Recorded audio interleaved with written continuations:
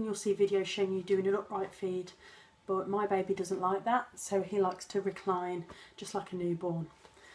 So I'm going to let in some slack. I'll leave it done up, but just loosen it all off. Okay. Pick the side you want to feed on and go up to that shoulder. So I'm going to feed on this side, so I'm going to lift baby up to that shoulder.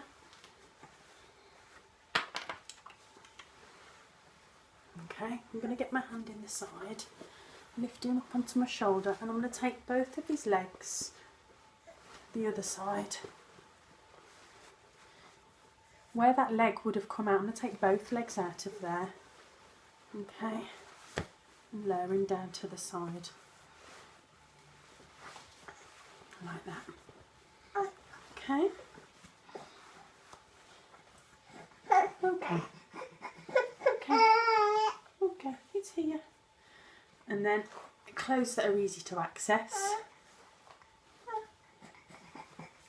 There we go.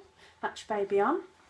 And you'll see that if I shuffle baby along, I can have the carrier ending in knee pits for comfort. Baby's head is out of the carrier.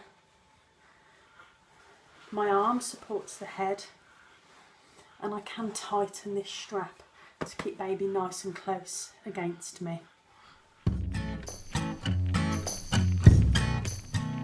Okay, so carrier ends in knee pits. Baby's head is always out of the carrier and being supported by the arm. They've got good airflow, you've not covered their face.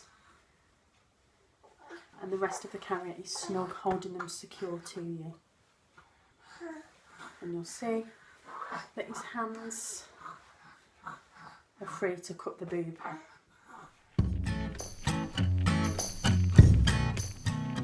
So once baby's finished, and even if they're falling asleep, don't be tempted to keep them there just because it's a bit of an airway risk. Make sure you get them back up vertical. So I'm going to loosen the side that I kept snug, and my hand is going to come in where the legs are.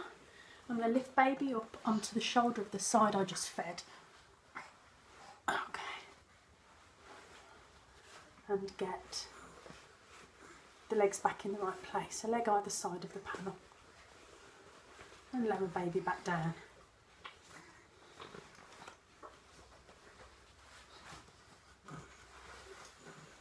Tighten it all back up.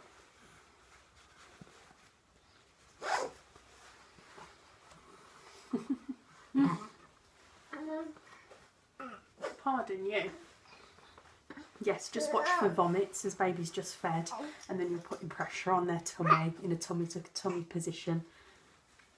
So be careful for vomits. Tighten it all up, and then do your safety checks and your comfort checks from there as you normally would.